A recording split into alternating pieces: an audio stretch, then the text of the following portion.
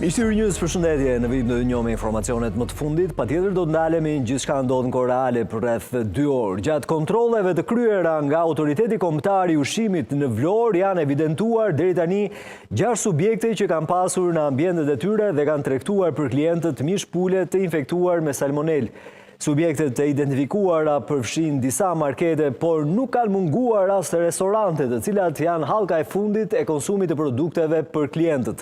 Sipas burimeve nga qyteti i Vlorës është tërhequr një sasi e konsiderueshme e mishit të pulës me salmonelë. Dyshohet se numri i subjekteve përfshirë marketet, restorantet dhe fast foodet që kanë tregtuar apo servirur mish me salmonelë mund të jetë edhe më i madh. Këto subjekte përfshin kryesisht ato afër shkollave dhe në zonat urbane të qytetit. Gjithashtu, është mësuar se pas daljes publike të lajmit, shumë subjekte private në Vlorë kanë larguar menjëherë nga ambientet e tyre pulat që kishin në stok, pavarësisht nëse ato ishin infektuar me salmonelë apo jo, për të shmangur rrezikun e përhapjes së infeksionit.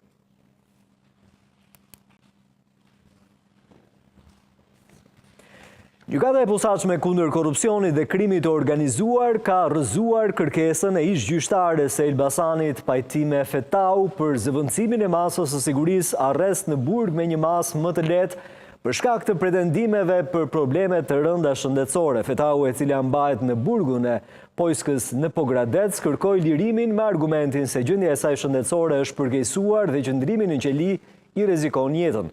Mbrojtja ligjore e saj paraqiti ekspertiza mjekësore në mbështetje të këtyre pretendimeve. Megjithatë, pas shqyrtimit të kërkesës dhe analizës së raporteve të ekspertëve, trupi gjykues i përbërë nga gjyqtari Erion Çela vendosi të mos ndryshojë masën e sigurisë, duke argumentuar se nuk ka prova të mjaftueshme për të justifikuar një lirim apo zëvendësim të masës së sigurisë.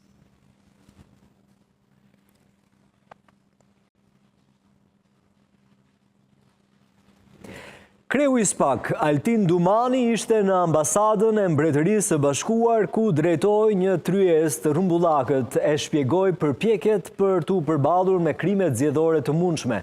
Në prezencën edhe të ngarkuarës me punë të ambasadës amerikane, të delegacionit të BE-s të Iran dhe disa ambasadorëve të vendeve të Bashkimit Evropian, zoti Altin Dumani ka shpjeguar strategjinë për hetimin e krimit zgjedhor për zgjedhjet e 11 majit dhe ka ndarë me ambasadorët problematikat e zbuluara deri më tani lidhur me këtë takim. Ka reaguar edhe ambasada britanike në Tiranë, e cila pohon se mbështet angazhimin e Shqipërisë për të garantuar që zgjedhjet e 11 majit të jenë transparente, të ndershme dhe të sigurta.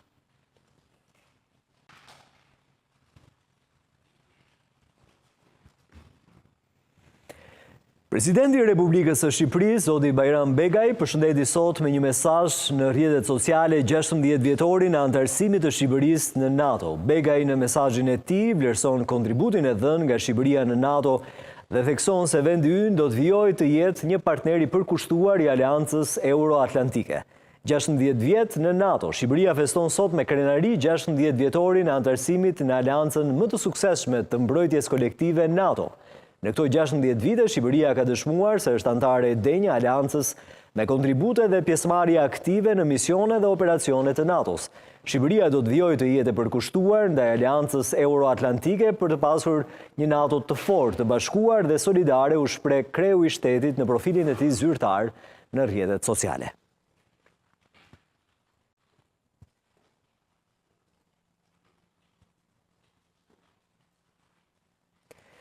Mirë, vetëm disa minuta më parë, Drejti Klapaj është parë të depozitojë në SPAK një padi. Për më shumë do të lidhem menjëherë me gazetarin e Euronews Enifer Rati. Jeni të përshëndes.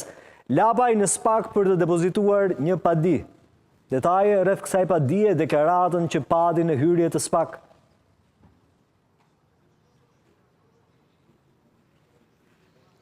Përshëndetje Ilir, kreu i Shqipëria Bëhet ka paditur në fakt në gjykatën e posaçme të shkallës së parë kundër korrupsionit dhe krimit të organizuar, kundërshtarin e tij politik ose të ndryshe kreun e partisë Mundësia, zotin Agron Shejaj, sa i takon pretendimeve të zotit Lapaj për shpifje. Padia është depozituar në gjykatën e posaçme për shkak se i paditur në këtë rast zoti Shejaj është një subjekt i posaçëm për shkak se ai gëzon mandatin e deputetit dhe një çështje ndaj tij mund të shërtohet vetëm nga gjykatat e posaçme. Zoti Lapaj tha se e ka duruar mjaft zotin Shejaj me abuzimet që e ka bërë në studio televizive duke shpifur për të në mënyrë të padrejtë. Ne e pyetëm zotin Lapaj se ku ky i fundit pretendon se zoti Shejaj ka shpifur për emrin dhe figurën e tij, dhe zoti Lapaj i përmendi 3 nga episodet sipas tij. Rreth parë ai nuk ka nënshkruar asnjë dokument për investitorët strategjik, siç ka pretenduar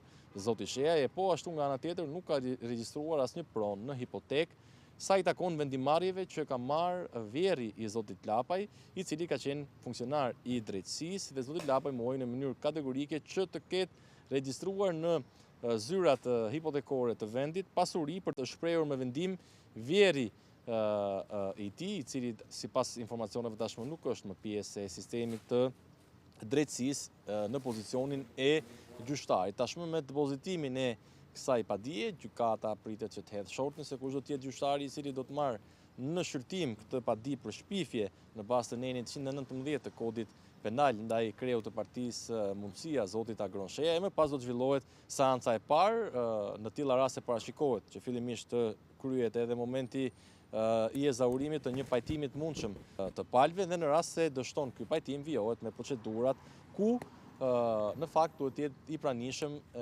në këtë proces edhe një prokuror i posaçëm deri në vendimarrjen e gjykatës. Eni, faleminderit shumë për gjitha detajet, uroj në vijim punë të mbarë. Do të vijmë me tjera informacione. 2 granata dore kanë shpërthyer në objektin e postës së Kosovës në Zveçan.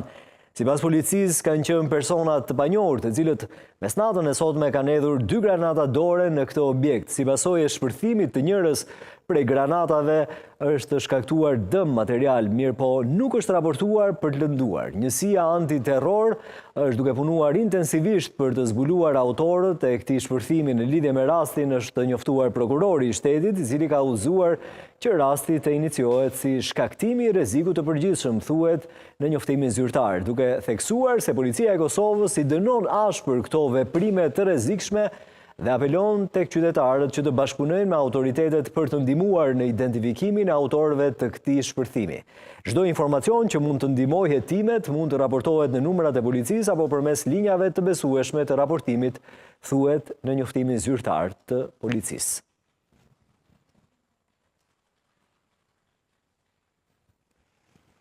Teksa një incident i rënd ka ndodhur në orët e para të mëngjesit pra në Zveçan, menjëhershëm ka qenë edhe reagimi i kryeministrit të Kosovës, zotin Albin Kurti.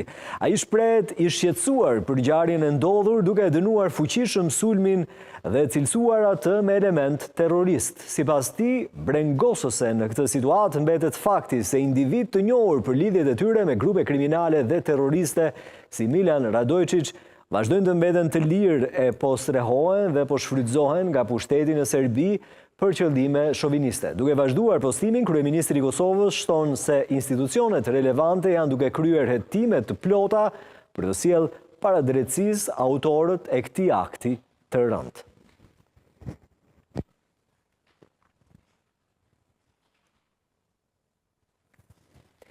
Presidentja e Kosovës, Vjosa Osmani, pritet që të caktojë sot datën e seancës konstituive të Kuvendit të Kosovës. Kjo është konfirmuar nga shefi i kabinetit të presidencës, Bekim Kubina. Dekreti për seancën konstituive pritet të publikohet sot gjatë ditës taj. Kujtojmë se më 9 shkurt Kosova mbajti zgjedhjet parlamentare, ndërsa Komisioni Qendror i Zgjedhjeve bëri certifikimin e tyre më 27 mars, duke i hapur kështu rrugë presidentes për caktimin e seancës konstituive.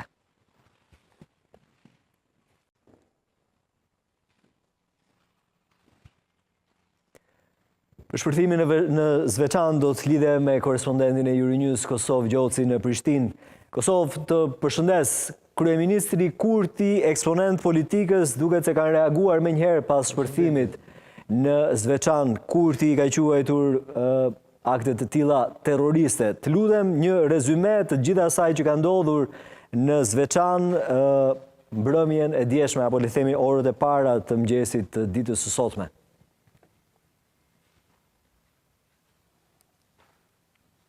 Po Ilir, pra ka qenë një sulm ndaj zyrave të postës së Kosovës, zyra këto të cilat realisht nuk është se kanë qenë aktive momentalisht, kanë qenë në përgatitje sipër për t'u hapur dhe për të ofruar shërbime për qytetarët atje. Dhe ka qenë cak i një sulmi pra me 2 granata dore, njëra prej tyre ka shpërthyer në momentin kur ka ndodhur sulmi, pra që ka ndodhur diku pak pas orës 12 të mesnatës, diku rreth orës 12:20 apo 30 në bazë të asaj çfarë thënë edhe nga zëvendës drejtori i policisë në veri Veton Elshani, por që njëra nga granatet pra nuk ka shpërthyer në momentin kur është hedhur. Gjatë inspektimit të parë të policisë me të arritur në vend ngjarje, është parë që njëra nga granatat që ndodhej brenda objektit të posës nuk kishte shpërthyer dhe me këtë rast policia është detyruar që ta sigurojë vendin, të largojë qytetarët që kanë banuar në afërsi të objektit, në mënyrë që pastaj të largohet aty dhe me anë të njësive speciale, pra të specializuara për çështjet e tilla, edhe kjo granatë dore është përthyer në mënyrë të kontrolluar. Pas kësaj kemi pa që policia ka bërë të ditur që me rastin është duke u marrë njësi antiterror, sepse siç e thatë edhe ju pak a shumë edhe vetë policia në bazë të veprës penale që e ka cilësuar dhe rastit që e ka hapur me urdhën e prokurorit të rastit, bëhet fjalë për cenimin pra shkaktimin e rrezikut të përgjithshëm që automatikisht po them hyn tek veprat terroriste dhe për këtë arsye janë njësitet antiterror që po merren me hetimin e këtij rasti. Kemi pas reagime të shumta Ilir, duke përfshirë këtu edhe vetë kryeministin cilin e cituat ju, pra ai beson që gjithë kjo bëhet për të shkaktuar destabilitet atje, pra vazhdojnë të ketë individ dhe grupe që nuk e duan integrimin e qytetarëve serb në sistemin e shtetit Kosovës, nuk i duan shërbimet që i ofron shteti i Kosovës, çfarë do qofshin ato. Kemi pas pashtu edhe reagimin e kryetarit të Zveçanit, Ilir Peci, i cili po ashtu duke u bazuar normalisht edhe nga ato çfarë është nga organet e drejtësisë dhe rendit, e ka konsideruar si një sulm terrorist që ka për qëllim destabilitetin dhe prishjen e qetësisë që megjithatë kohëve të fundit ka edhe komuna e Zveçanit, por edhe komuna tjera veriore, pra në përjashtim të incidenteve të kopaskoshme në tërësi situata ka qenë e qetë, nuk kemi pas probleme të mëdha në atë pjesë, përfshi këtu edhe në aspektin e sigurisë, megjithatë edhe ky rast tregon pak a shumë atë çfarë tha edhe vetë zëvendës drejtori Elshani, që pavarësisht që situata është e qetë dhe nuk ka pas ndonjë efekt, po them, tutje sulmi, megjithatë kjo tregon që atje ka ende persona, ka individ, ka grupe të cilët nuk e duan qetësinë dhe normalisht kjo bën pastaj edhe situatën goxha të brisht në total. Kemi pas edhe reagime të eksponentëve të opozitës, përfshi këtu edhe zoti Haradinaj, i cili edhe këtë rast pak a shumë e ka shfrytzuar që dërgoj pak a shumë kritika edhe ndaj qeverisë, me që ka kërkuar që qeveria Kosovës, shteti Kosovës të kujdeset për policinë, për organet e rendit, cilët normalisht edhe këtë herë kanë treguar profesionalizëm, por që në anën tjetër, siç e dimë na, kjo ka kohë që ka, po them, ankesa, qoftë nga njësitë speciale, qoftë nga njësitë e zakonshme të policisë, sa i përket pagesave, sa i përket mos pagesave të orëve shtesë, e situatave tjera tilla, mungesa e sigurimit jetësor për ta. Pra, zoti Haradinaj përveç që e ka dënuar sulmin, ka kërkuar nga shteti që të ketë kujdes më të shtuar për ata që realisht po e ruajnë rendin dhe qetësinë dhe sigurinë në vend. Deri me tani në bazë të asaj çfarë na është thënë edhe nga vetë zëvendës drejtori i policisë në veri, nuk ka të arrestuar, pra hetimet po vazhdojnë, nuk ka as të dyshuar, të paktën deri me tani, po në bazë të asaj çfarë pak a shumë i kemi pas rastet edhe më herët, normalisht edhe vetë zoti Kurti e gjithë po e lidh me Radojčić, pra me Milan Radojčić, me kërkuarin e drejtësisë Kosovës, i cili ka qenë brapa sulmit të mërshëm të Banjskës dhe njerëzve dhe grupit që mbështesin Radojčić dhe normalisht sipas zotit Kurti edhe kjo realisht edhe kjo ndodhi e mbrëmshme vjen si pasojë mos dorëzimit të Milan Radojčić, që ka një farforme fakti që ai ka gjetur stre në Serbi, duke ikur drejtësisë edhe asaj kosovare dhe asaj ndërkombëtare tashmë, po krijon hapësirë dhe po jep një farë lloj mundësie që gjithë ata që duan të kryejnë destabilitet ta bëjnë një gjë të tillë dhe pastaj përsëri strehen ta gjejnë diku në këtë rast kryesisht në Serbi, pa u ndjerë të rrezikuar se mund të arrestohen ose mund të dërgohen para drejtësisë. Pak a shumë kjo është ajo çfarë ka ndodhur mbrëmje. Kemi pas edhe reagimin e postës së Kosovës, duke qenë se ka qenë objekti i kësaj ndërmarrje publike që është atakuar, cilët normalisht kanë bërë të ditur që qytetarët mund të marrin shërbime tek stacioni numër 1 i postës, pra tek objekti numër 1 që ndodhet në një vend tjetër në komunën e Zveçanit, jo shumë larg nga aty, dhe po ashtu kanë bërë të ditur se pavarësisht i sulmi ato do të rikthejnë shumë shpejt edhe objekti numër 2 të postës, pra të atakuarin këtë rast, ta kthejnë në funksion dhe të ofrojnë shërbime mira edhe korekte dhe ashtu që i takon realisht kësaj ndërmarrje për gjithë ata qytetarë që duan të marrin këto shërbime. Por Ilir, kjo pak a shumë tregon edhe situatën që kemi në veri.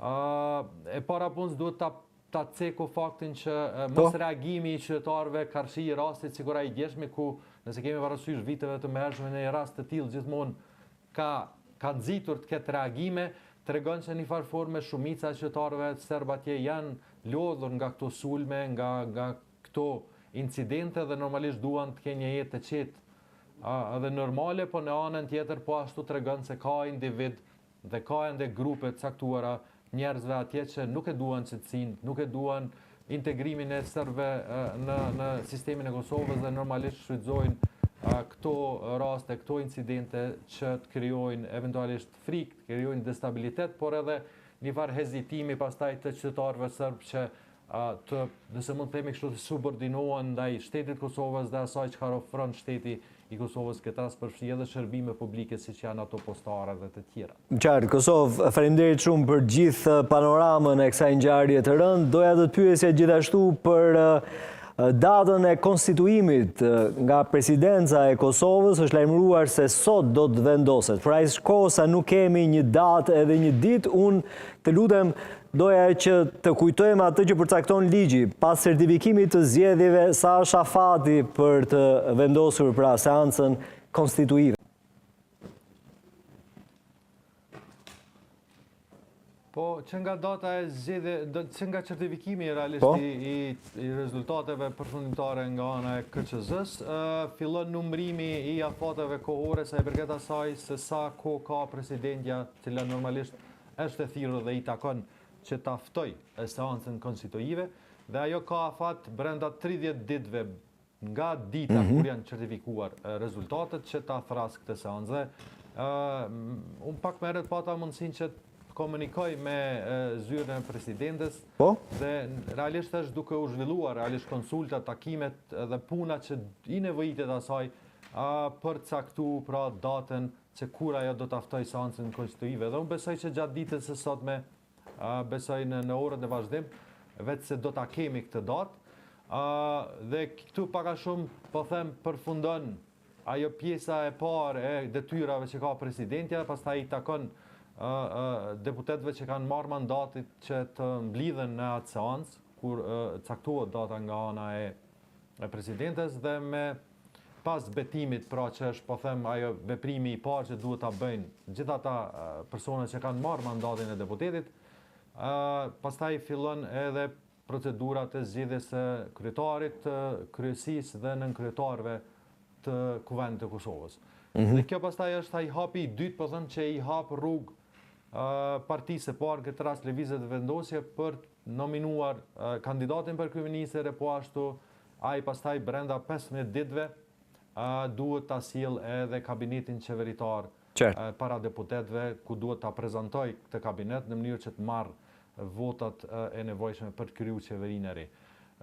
Ne e dim që në bazë të numrave që kemi Ilir tash, Lëvizja Vendosje nuk i ka numrat e mjaftueshëm, por në anën tjetër sot kemi pas një deklarim të shkurt të Glauk Konjufcës, ish kryetarit të Kuvendit, i cili ka thënë se realisht i kemi numrat dhe se vetëm po presim seancën konstituive, kur edhe realisht pak a shumë do të përmbyllet gjithçka, sepse siç e dim gjatë tyre ditëve në deklarimin e fundit që kemi pas nga ana e zotit Kurti, qëllimi i Lëvizjes së Vendosje është që gjithçka të kryhet brenda një seance. Pra në ditën kur do të kemi seancën konstituive, ku betohen deputetët, zgjidhen organe drejtuese të kuvendit, në njëjtën kohë pritet që të ndodh edhe votimi i qeverisë. Paktën këto janë synimet që ka lëvizja vetëvendosje dhe zoti Kurti, por megjithatë mbetet të shihet nëse do të arrijnë që ti mbledhin ato vota për të cilat prapo them në bazë të asaj çfarë ka deklaruar zoti Konjusa, ata thonë se i kanë votat,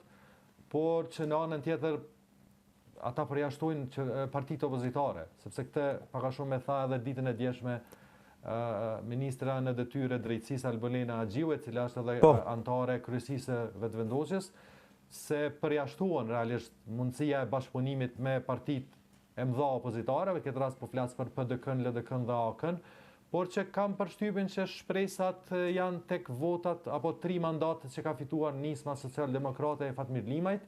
Për këtë doja të të pyesja Kosovë. Deklaruar se është i gatshëm të vijojnë deklaratat në distancë, ky është shtegu tashmë që ka zgjedhur Kurti.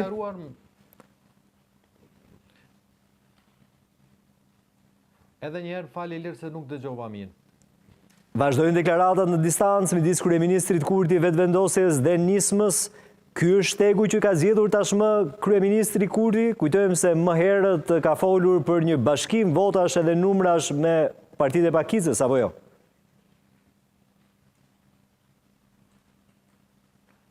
Tani, do me thënë kemi deklarime, do me thënë jo direkte, një farë forme i lirë, sepse është e vërtet që lëvizja vetëvendosje bazohet kryesisht tek votat e Pakicave jo serbe, përfshi këtu edhe një mandat që ka fituar ministri në detyrë Nenad Rashić, pra që i bie t'i ketë 11 ulse shtesë, normal gjithmonë duke besuar që gjitha vot ose gjitha mandate, gjithë deputetet që i takojnë Pakicave jo serbe do ta votonin qeverinë e zotit Kurti, dhe kjo nuk është e sigurt, paktën nuk është se mund ta themi me plot siguri se gjitha mandatet e deputetëve të Pakicave jo serbe mund ta votojnë këtë, sepse kemi pas deklarimin për shembull nga Duda Balje, deputete nga radhët e Pakicës bosnjake, e cila ka përmendur disa kushte, krijimi një komune me shumicë bosnjake në Kosovë, pra, që i bie tjetë dikon eventualisht tek rajoni Pejes,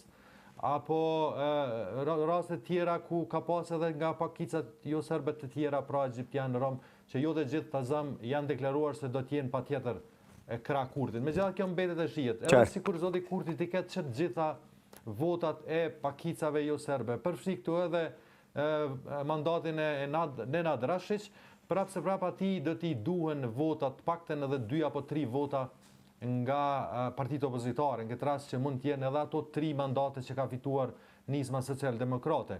Edhe pse lëvizja vetëvendosje në asnjë moment nuk ka përmendur direkt se do t'i marrë këto vota, në anën tjetër kemi pas një deklarim të zotit Limaj me herët që është i gatshëm t'i ndihmoj, por që po ashtu kemi pas edhe një deklarim të antarëve të kryesisë së nismës gjatë ditës së djeshme që do ta bëjnë një gjë të tillë, pra do ta mbështesin zotin Kurti dhe qeverinë e tij, por gjithmonë duke qenë pjesë e këtij kabineti qeveritar. Në asnjë formë ata nuk do ta votojnë kabinetin e zotit Kurti nëse nuk do të jenë pjesë e koalicionit. Dhe këtu pastaj mbetet ajo pjesa nëse zoti Kurti është i gatshëm që ta ftoj, po them, në bord zotin Limaj, duke i ndarë poste qeveritare, sepse kjo është vetëm një mënyrë që do të siguronte realisht edhe votat e 3 deputetëve që vinë nga kjo parti, çka më pas do të siguronte votat e mjaftueshme për të votuar edhe kabinetin qeveritar.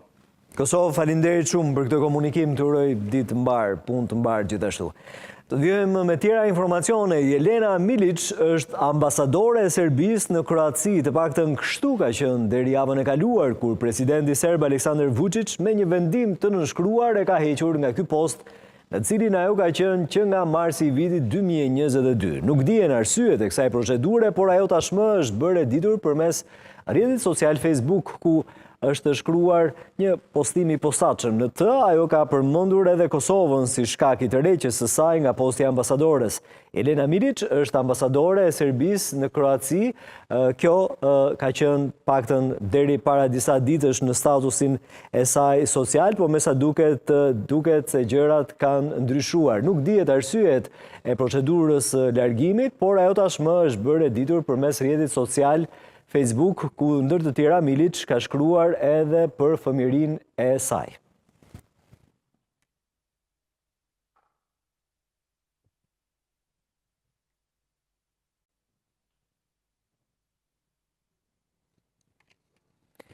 Kryeministri i Greqisë Kyriakos Mitsotakis dhe Ministri i Mbrojtjes Nikos Dendias paraqesin në Parlamentin grek planin e modernizimit të mbrojtjes së vendit. Sipas saj, qeveria greke planifikon të investojë mbi 25 miliardë euro në mbrojtje deri në vitin 2036 me një strategji 12 vjeçare që përfshin nëndetse të reja, dron, satelit dhe avion luftarak. Qeveria është vendosur të paraqesë një plan ambicios për prokurimin e armëve, ndërsa vendimi i saj për të vazhduar me rritjen e pagave për personelin e forcave të armatosura që synon të tërheqë më shumë rekrutë të rinj, po shkakton fërkime të brendshme.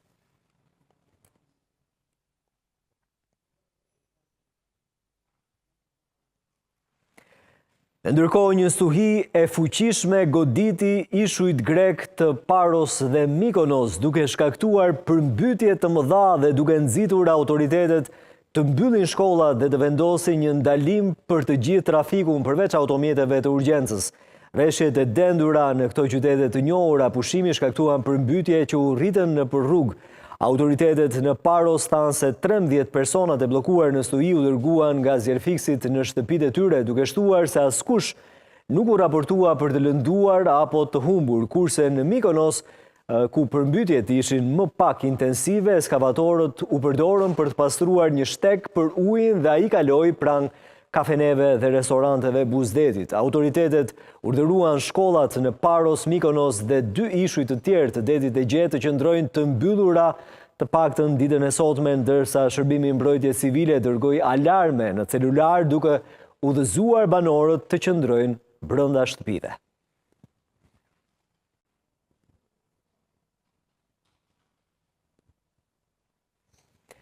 Ka rritur në mbi 1.000 numri i viktimave nga tërmeti në Myanmar, ndërsa numri i të lënduarve ka shkuar në mbi 2.030 persona rezultojnë të zhdukur. Po ashtu në rajonin e Mandalay janë dëmtuar mbi 1.500 shtëpi, aty edhe ku ishte epiqendra e tërmetit.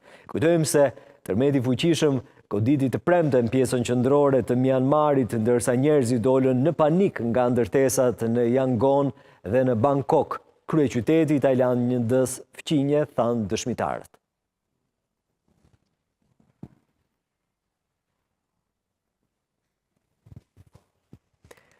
Shkëputemi vetëm për pak minuta publicitet. Rikthehemi edhe flasim për aktualitetin politik. Jemi rikthyer, kryeministri Edi Rama mbajti mëngjesin e kësaj të martë një bashkëbisedim me ndjekësit në rrjetet sociale ku ju përgjigj dhe deklaratave të opozitës mbi ardhjen e Kris Lasivita në Shqipëri për fushatën elektorale që pritet të nisë së shpejti. Rama ironizoi ardhjen e organizatorit të fushatës së Trump, të cilën Berisha e cilëson si sherifi i ri amerikan, duke thënë se ai po vjen si turist në Shqipëri dhe jo me një detyrë zyrtare. Po na vjen edhe sherifi. Turistat janë të gjithë të mirëpritur të vinë, por këta turista që marrin kaq shumë para dhe si i marrin, është një pyetje më vete ku gjenden gjithë ato para për këta lloj turistash, thot kryeministri Rama. Megjithatë, të vinë vijon më tej bujrum, janë të mirëpritur. Erdhi edhe 11 maj në fakt dhe aty do duken qartë edhe pastër të gjitha gjërat, përfundon kryeministri Rama.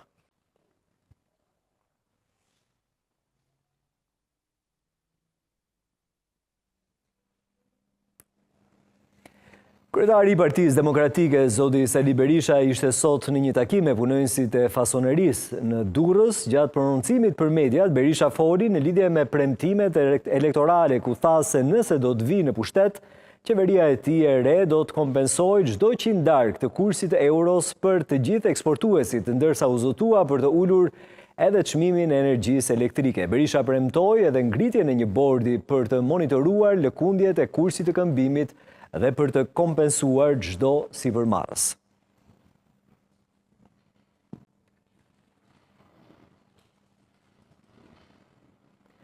Për të diskutuar mbi parafushatën, mbi deklaratat e ndërsjellta, mbi mënyrën se si Berisha dhe Rama, por jo vetëm, janë duke bërë fushat, me kënaqësi do të bashkëbisedoj me zotin Perandoni. Zoti Andonit, përshëndes, faleminderit që jemi ne. Përshëndetje dhe mirë se vini. Ka pasur goxha risi, të paktën në gjykimin tim, kjo parafushat, nga Berisha, Rama, por edhe nga partitë e vogla.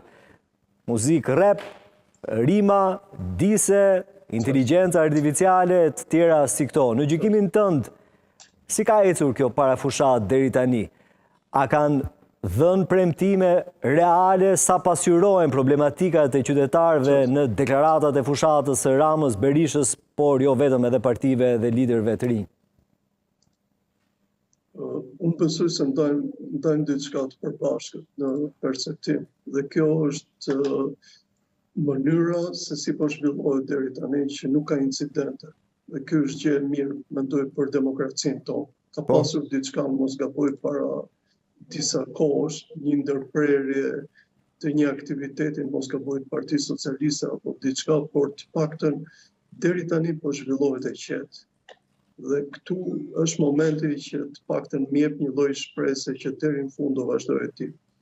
Duke u kthyer pas tek konstatimi juaj, që mendoj që është konstatim shumë i drejtë, gjëja që më shqetëson është një fakt në mënyrën se si dy partitë kryesore shikojnë vendin tonë. Pse? Kur paraqit projekt, programin, draft programin për të themi për qeverisjen deri në vitin 2029, pa çka se zoti Rama bën një marifet që thot 2030, Po? Dhe Partia Demokratike i jep programin e vet që ka mbështetur në 5 shtylla, ka diçka që i mungon publikut. Dhe kjo do të thotë që programet e tilla dhe sidomos mbarja e barrës për qeverisjen e vendit tonë, një vend i cili është sfilitur, të themi, me një tranzicion jashtëzakonisht të gjatë, duhesh të bësh shumë javë përpara dhe programi pak më përpara duhet ishte në duar të specialistëve të zbërtheni realisht pikat se ku mund të shkojë. Le ta nisim për shkak me taksën. Taksën e shesh të dikujt nga palët dhe taksën progresive të dikujt tjetër. Me çfarë kemi parë deri tani? Mënyrën se si taksohen shqiptarët gjithmonë kanë përfituar bizneset e mëdha. Me qeverisjen e zotit Rama kemi parë që bizneset e mëdha jo vetëm kanë përfituar, jo vetëm që janë shumë pak debitore, por nga ana tjetër diktojnë jetën e vendit. Kuptohet që me peshën që kanë duhet ta diktojnë jetën e vendit. Por në mënyrën e pabarazisë me pjesën tjetër të biznesit, ka krijuar një lloj anomalie të frikshme. Kjo është ke pjesa e Partisë Socialiste. Tek pjesa e Partisë Demokratike, shqetësues është premtimet e jashtëzakonshme, të cilat më shumë tregojnë, të themi, një përplasje me ato që parashikon zoti Rama, se sa realisht identitetin i qeverisje të re, të cilët me si po e presin shqiptarët. Shqiptarët ka nevojë për ndryshim. Shqiptarët ka nevojë për një të djathtë reale të vinë në pushtet. E përfaqëson dot Partia Demokratike? Në mendimin tim deri tani jo. Po ta shikoni me kujdes, edhe në premtimet e tyre ata sillen më shumë si parti e majtë se si parti e djathtë. Nga ana tjetër, ti shikon premtimin që bën zoti Rama në shumë aspekte, vetëm në një moment do kap pjesën e arsimit. Zoti Rama flet që do intensivohet pjesa e shkollave profesionale, po zoti Rama, ashtu si dhe zoti Berisha, nuk ka një projekcion se sa të rinj ose sa do ngelet sistemi i shkollës së mesme në Shqipëri. Ju e keni parë që bjerrja e arsimit tek ne po kalon në nivele të frikshme. Flitet realisht që është investuar dhe për hir të vërtetës buxheti i vendit tonë është rritur, dhe këtë nuk mund ta mohojmë. Por realisht ky buxhet po shkon dot në mirëqenien e publikut apo jo? Me çfarë shikoj? Jo. Dhe ajo që na mungon dhe besoj ju e ndani njësoj si unë, është ai shqetësimi që përballë dy individëve, të cilët na premtojnë gati parajsa, ne nuk kemi gjën më elementare demokratike, që të dy të pranojnë të përballen me njëri tjetrin dhe të përballen argumentat e tyre përballë publikut. Pse nuk e bëjnë të zoti Antoni? Mënyra më mirë, unë besoj është ajo që duhet ta bënte normalisht, duhet hapte udhë zoti Rama dhe duhet ta bënte.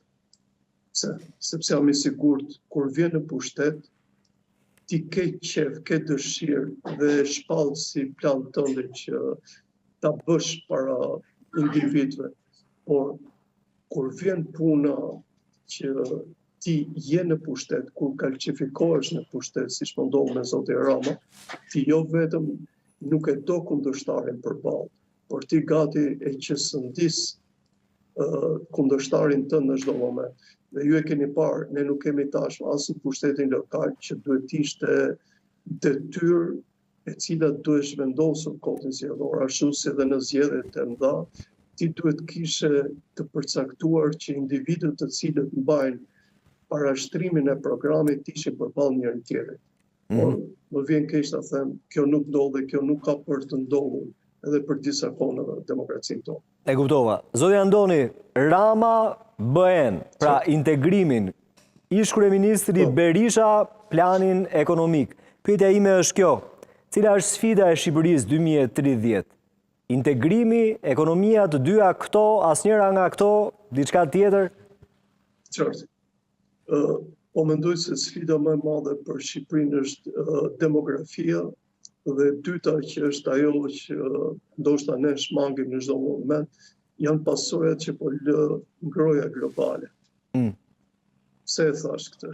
Ngroja globale po dëmton jashtëzakonisht, për fat keq kemi analiza, po jo analiza të thelluara se sa janë dëmet, dhe e para që ju thash është problemi demografik. Pse them problemi demografik? Jo thjesht prej bjerjes së individëve, jo thjesht prej bjerjes së trurit, jo thjesht prej bjerjes së fuqisë së re punëtore, por nga mënyra se si në mentalitetin e vendit tonë tashmë ikja është opsion. Se u thash këtë? Në vendet në zhvillim, një nga parimet kryesore dhe një nga elementet kryesor është fuqia punëtore që induktohet në ekonomi. Sa më shumë fuqi punëtore të re të induktosh në ekonomi, aq më shumë ke prodhim, aq më shumë ke mënyra se si të rritësh prodhimin, po dhe se si të kërkosh strukturimin e ekonomisë tënde. E ke të pamundur të premtosh për ekonomi, në qoftë se ti nuk indukton fuqi punëtore. Ju e dini tashmë që pasojë e kësaj është sistemi pensioneve tek ne, që është një barë jashtëzakonisht e madhe. Ju e dini që pasojë e kësaj është bara shumë e madhe e rrogave që po bie në biznesin privat. Ju e dini pasojë e kësaj është mënyra se si ndërtohet modeli ekonomik I një vendi. Dhe të dyja partitë tona, këte përdorin si akuzë në njëra tjetrës, Partia Socialiste përdor si fenomen ballkanik, dhe këtu ka një sens të vërtet, sepse edhe nga Serbia po ikin, dhe nga Maqedonia e Veriut po ikin, dhe nga Malizi po ikin, madje edhe nga Kroacia po ikin shumë. Por gjithsesi modelet ekonomike të tyre prapë mbështeten në fuqinë e tyre, në mënyrën se si induktojnë të pjesën të themi fuqisë punëtore në ekonominë e tyre.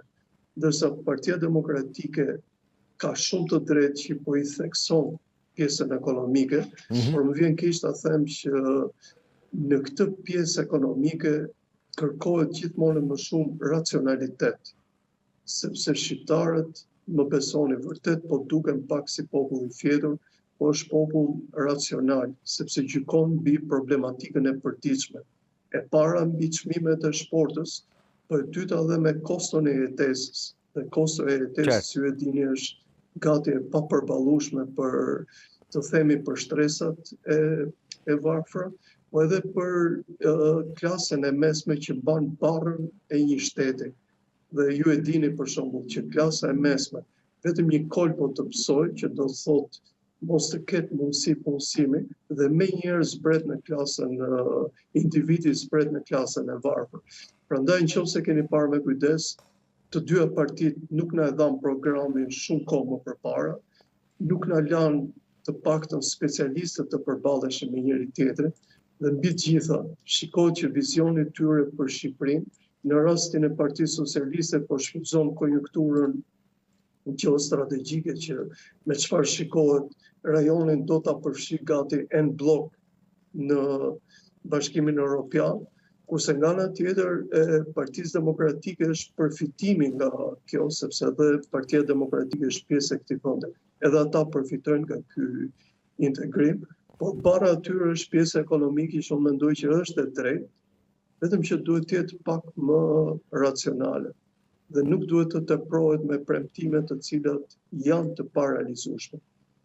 Qartë. Zoti Andoni, ju shikoni nga dy kampet kryesore politike një plan të suksesshëm për të kthyer shqiptarët në Shqipëri, pra diasporën, apo pavarësisht se sa i suksesshëm do të ishte ky plan, shqiptarët tashmë nuk duan të kthehen në Shqipëri. Marr këtu parasysh edhe faktin se disa prej tyre kanë lindur e kanë kaluar, le themi, ririn në vendet të Europës. Gjithçka që na mbetet është të mbajmë ata që kanë mbetur, apo mund të kalojmë përtej kësaj, zoti Andoni? Shikoni, në filozofinë politike ka një postulat. Në një vend ku ekzistojnë premisat për njerëzit që të largohen nga vendi i tyre, edhe ata që jetojnë dhe kanë vendosur të jetojnë në vend, nuk janë optimist për jetën e tyre. Dhe tek ata fillon dhe krijohet mundësia për t'ikur nga vendi. Dhe me këtë postulat, i cili është i provuar me analiza sasiore dhe analiza cilësore më shumë të kujdesshme, është parë zhvillimi në shumë vende perëndimore që kanë kaluar këtë problem kohë më përpara. Dhe në rastin tonë, modeli ekonomik është modeli i cili akoma nuk e ka mundësinë që ta mbajë shqiptarin. Pse? Ju e dini, për shembull, që ose besoj e keni hasur pak ditë më parë shkrimin e një specialisti i cili ka qenë në Shqipëri për sistemin e drejtësisë në vendin tonë. Një vend i cili nuk ka drejtësi, një vend i cili nuk respekton pronën, një vend i cili ka gjithmonë njësoj probleme me certifikime, me respektimin e pronës, me dhënien e certifikatave dhe tjera që janë bazike. Ju e dini, kapitali mbështetet mbi pronën, e ke të vështirë të krijosh mjedis që shqiptarët të rinë në vendin e tyre. Qartë. Dhe këtë, paçka se zoti Rama dhe zoti Berisha e dinë shumë më mirë se ne, ata nuk gjejnë dot zgjidhjen që si njerëzit e administratës të jenë, të respektojnë shtetin e tyre, të respektojnë kanonet e shtetit të tyre. Është e pamundur sot që ti për pronën tënde të vuash pafund për të marrë certifikatën dhe për të sorollatur. Paçka se tani ekziston një sistem që për hir të vërtetës është përmirësuar, kjo për certifikatat që dikur duhet marrë radha e tjera, ose për shembull dokumenta që merren në pjesën online, por gjithsesi pjesa e pronës ngel një problem pafund në vendin tonë. Dhe më besoni, ky është një nga momentet dhe shtuar me elementin politik kur ata shikojnë në listat e mbyllura individët që do i përfaqësojnë. Janë elemente të cilët jo vetëm nuk të japin shtysën për të qëndruar në vend, po të japin motiv për të larguar nga vendi. Qartë, zoti Andoni, në fund doja të pyesja gjithashtu edhe për partitë e reja, për liderët e rinj. Në gjykimin tënd, në 11 maj, a do të krijojnë ato, do të mund të krijojnë ato me këtë sistem të ndërlikuar zgjedhor që të bëhen realitet politik në Shqipëri, dhe këtu e kam fjalën për të ndryshuar paksa, për lëvizur paksa ujërat?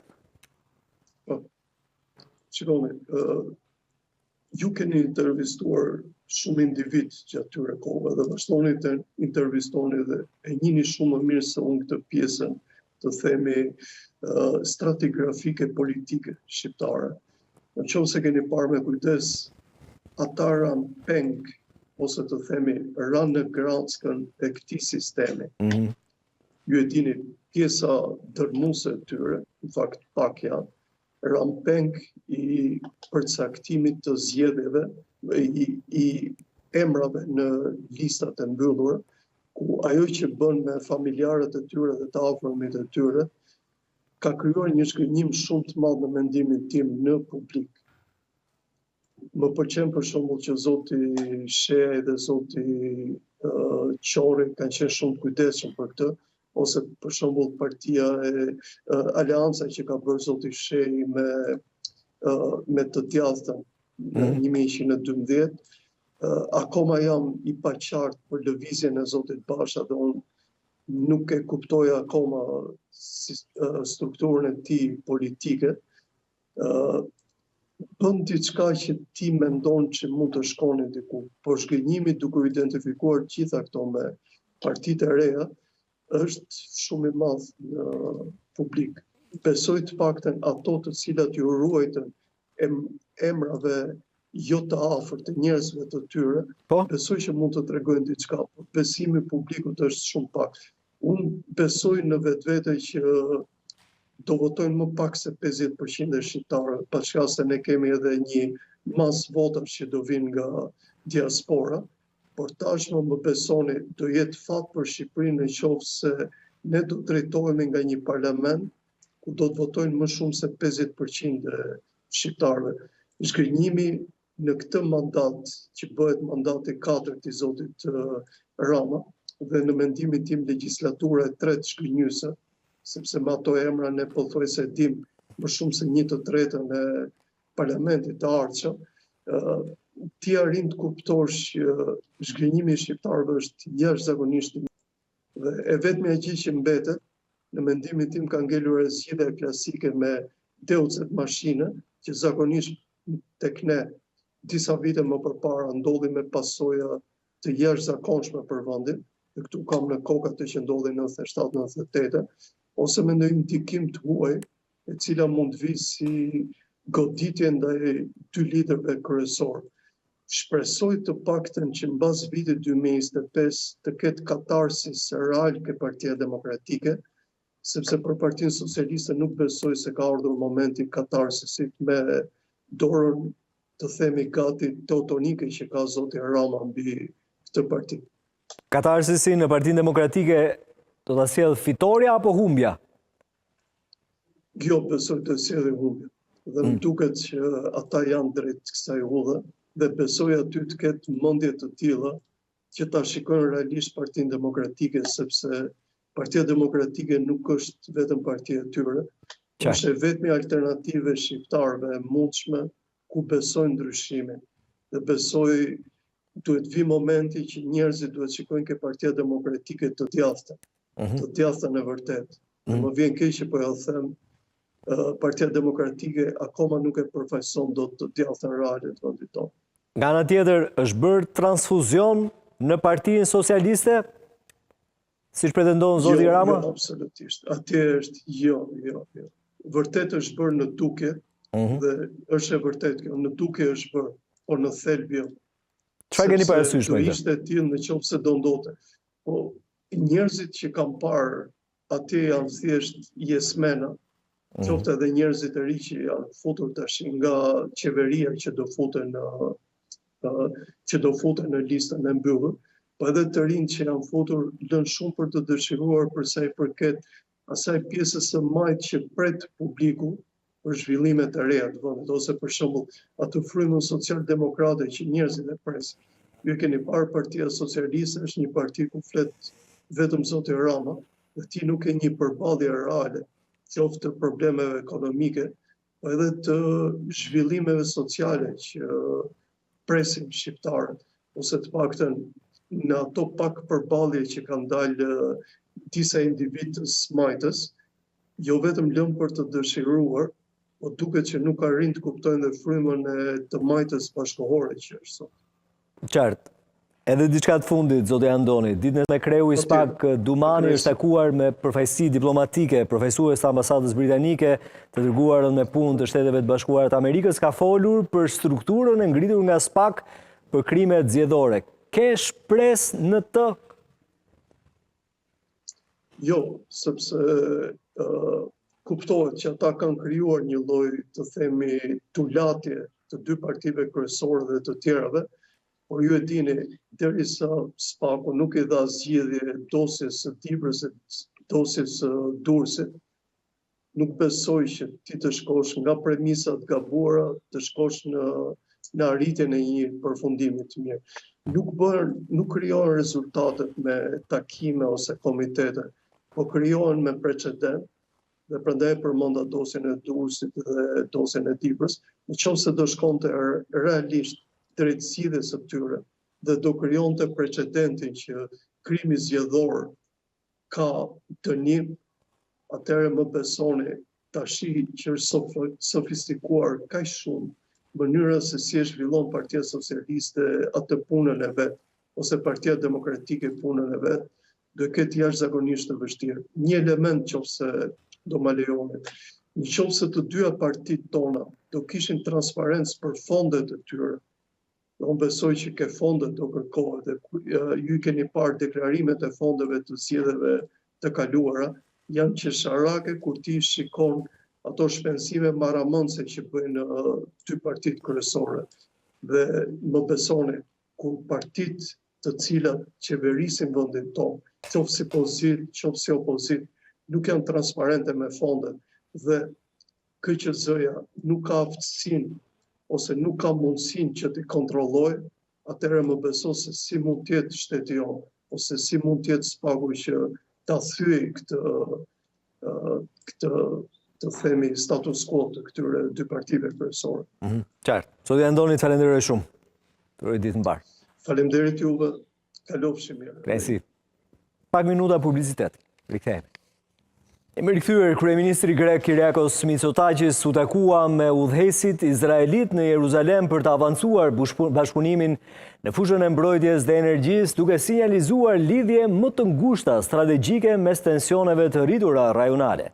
Vizita vjen pasi presidenti turk Recep Tayyip Erdogan rriti qëndrimin e vendosur të Ankaras në mesdheun lindor, duke bërë që Greqia dhe Izraeli të përforcojnë aleancën mes tyre. Mitsotakis zhvilloi bisedime me kryeministrin izraelit Netanyahu dhe presidentin Isaac Herzog, si dhe figura kyçe në industrinë e mbrojtjes së Izraelit. Diskutimet u përqendruan në projektet e përbashkëta të mbrojtjes, inovacionit teknologjik dhe bashkëpunimit strategjik.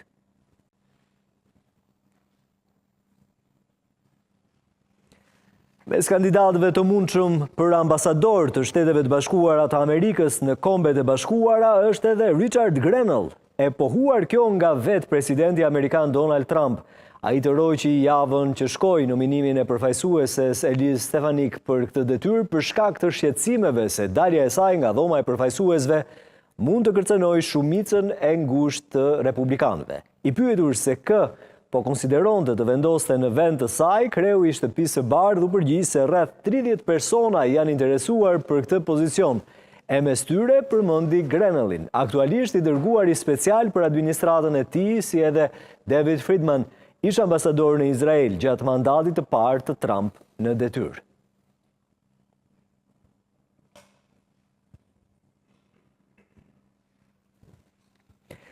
Ana tjetër, presidentja e Komisionit Evropian Ursula von der Leyen ripohoi sot se Bashkimi Evropian mbetet i hapur për dialog me Shtetet e Bashkuara, por ka një plan solid të gatshëm për të vendosur nëse është e nevojshme. Duke folur përpara njoftimit të planifikuar të Trump për tarifat reciproke më vonë këtë javë, von der Leyen tha se europianët ishin plotësisht të zhgënjur nga sulmet tregtare që vinin nga SBA. Shumë europian ndihen thellësisht të zhgënjur nga njoftimet që vijnë nga Shtetet e Bashkuara. Ne konsiderojmë të gabuar, më lejoni të jem e qartë, Europa nuk e filloi këtë konfrontim, por mesazhi im për ju sot është se ne kemi gjithçka që na nevojitet për të mbrojtur popullin ton dhe prosperitetin ton, tha von der Leyen në një seancë të Parlamentit Evropian. Ajo shtoi se ndërsa kishte çështje për t'u adresuar në tregtinë globale, të tilla si subvencionet e padrejta dhe mohimi e aksesit në treg, tarifat në të gjithë bordin do të përkeqësonin situatën, tha më tej ajo.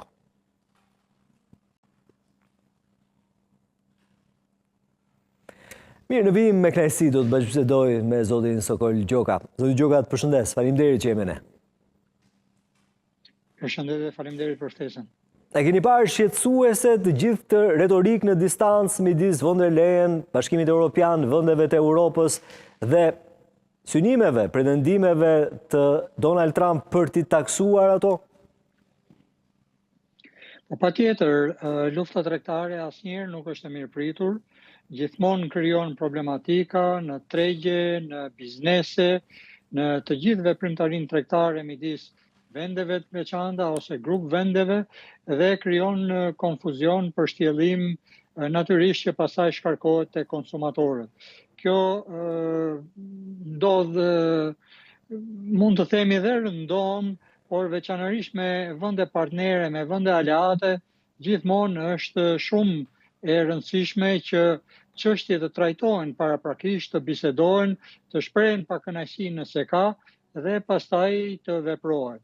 Por me çfarë administrata e presidentit Trump aktualisht po zhvillon një luftë tregtare jo vetëm me oponent të saj historik në këtë drejtim, siç janë Kina për shembull, ose edhe vende të tjera anëtare të BRICS, por edhe me vende partnere dhe aleate, ku këtu futet edhe vendet anëtare të Bashkimit Evropian, Bashkimi Evropian në tërësi, por mos thënë pastaj edhe Kanadaja, një vend kufitar, ku gjithashtu dhe Meksika, ku tarifat tashmë po hynë në fuqi, të cilat do të siç thash edhe më lart, do të krijojnë përshtjellim, do të krijojnë inflacion, rritje çmimesh dhe në mënyrë të padiskutueshme dhe mungesë madrash edhe për tregun amerikan. Aktualisht Bashkimi Evropian do të nështrohet tashmë tarifave të deklaruar nga administrata Trump në disa lëndë të para, siç është çeliku, apo në disa prodhime që kanë të bëjnë me produktet ushqimore, për të ardhur deri tek tarifat mbi makinat që prodhohen, makinat e udhëtimit që prodhohen në jashtë Shtetet Bashkuara të Amerikës dhe konkretisht në vendet e Bashkimit Evropian. Duke parë në një farë mënyrë edhe reagimin e vetë tregtarëve amerikan, por edhe prodhuesve amerikan, edhe ata janë në një farë mënyrë të zhgënjyer, sepse ata i shikojnë këto veprime si veprime të sforcuara që do të ndikojnë tek bizneset e tyre, por do të ndikojnë ajo që është më rëndësishme edhe të klientët e tyre. Mendohet që me tarifat prej 25% nga 10 deri 25% që do të vendoset për industrinë e automobilave për vendet e Bashkimit Evropian, këto do të rrisin çmimet në tregun amerikan nga 5 deri në $10,000, që natyrisht shkon shumë afër 2 fishimit. Dhe kjo të çmimeve. Dhe kjo natyrisht nuk është në interes as të vetë konsumatorëve evropian. Kështu që lufta tregtare, megjithse zhvillohet në kohë paqe, ka karakteristikat e një lufte. Pra përballë interesa, përballë natyrisht ka viktimizimet, dhe viktimizimet janë tregu, janë klientët e këtij tregu, dhe natyrisht programet zhvillimore të grup vendeve ose të vendeve të përfshira. Prandaj duhen parë me shumë seriozitet dhe natyrisht duhen gjetur mënyrat dhe rrugë zgjidhjet për kapërcimin e tyre. Ndërkohë në histori ka pas përballje në fushat tregtare, por veçanërisht me vendet partnere gjithmonë problematika është zgjedhur nëpërmjet bisedimeve. Dhe uroj që kjo gjë të ndodhi edhe midis Shtetit Bashkuar të Amerikës dhe Bashkimit Evropian dhe vendeve kryesore të Bashkimit Evropian, e kërkuar tashmë disa herë nga Komisioni Evropian, por dhe nga vendet anëtare të Bashkimit Evropian. Po, zoti Gjoka, ju si ish ambasador e njihni mirë gjuhën diplomatike. Donald Trump kërcënon Rusin, Vladimir Putin, se do ta taksojë për naftën. Në cilën pikë jemi në marrëdhënien midis tyre? Mund të themi se marrëveshja për të arritur paqen në Ukrainë është synuar edhe ndoshta nuk do të arrihet të paktën në një të ardhme të afërt? Po mendoj që në proces negociatash të karakterit diplomatik, natyrisht përdoren të gjitha mënyrat, përdoren të gjitha instrumentet, pra përdoret edhe karrota edhe shkopi. Dhe veçanërisht me Federatën Ruse, Këto janë instrumentat e njohur të përdorur tashmë si nga komuniteti ndërkombëtar, veçanërisht me Shtetet e Bashkuara të Amerikës, por edhe nga Bashkimi Evropian, për të detyruar Federatën Ruse që të ulet në tryezën e bisedimeve, të pranoj tashmë planin e paqes të propozuar nga Shtetet e Bashkuara të Amerikës, plan i cili fillon me një armpushim dhe pastaj ecën në rrugtimin e tij drejt vendosjes të një paqe të qëndrueshme, por natyrisht plan i cili nuk duhet të kondicionohet me kushte të tjera, sepse pastaj e vështirëson shumë procesin. Dhe ajo që po ndodh me Federatën Ruse është fakti që Kremlini po nxjerr her pas here kushte shtesë në mënyrë që ta zvarrisë planin e armpushimit fillimisht dhe pastaj planin e paqes. Ndërkohë që Ukraina e ka pranuar pa kushte planin e propozuar nga Shtetet e Bashkuara të Amerikës për t'i dhënë fund luftimeve fillimisht në det, në ajër dhe në tokë dhe pastaj për të parë edhe mënyrën e garantimit të këtij lloji armpushimi për të ecur pastaj në mënyrë të qëndrueshme dhe të vazhdueshme drejt një paqe që natyrisht do të jetë fillimisht e vështirë, por unë them që mund të jetë e realizueshme. Dhe në këto tratativa, me sa duket, Shtetet e Bashkuara të Amerikës kanë hasur vështirësi me Federatën Ruse. Kështu që ata shikojnë që Federata Ruse nuk po i përmbahet fillimisht zdotimeve të bëra në negociatët në Arabinë Saudite, po nxjerr kushte mbi kushte, madje po shkon aq edhe domethënë larg në këtë drejtim, duke kërkuar që në Kiev të sundojë një qeveri që do të ishte jashtë kornizave të qeverisë aktuale, natyrisht me mungesë të presidentit Zelenski dhe duke synuar në një farë mënyrë edhe një qeveri që do të ishte nën protektoratin e Kombeve të Bashkuara. Kjo për mendimin tim është larg çdo parashikimi, sepse tashmë kemi të bëjmë me Ukrainën, një vend sovran, një vend që ushtron integritetin në territorin e vet dhe që ka një qeveri të ligjshme që ushtron veprimtarinë mbi baza ligjore, megjithëse nuk janë zhvilluar zgjedhjet normale, aty është një gjendje e jashtëzakonshme, gjendje lufte që justifikon dhe mungesën e zgjedhjeve, ndaj dhe qeveria aktuale dhe presidenti Zelenski vazhdojnë detyrën e tyre, por këtu Kremlini ka synime të tjera.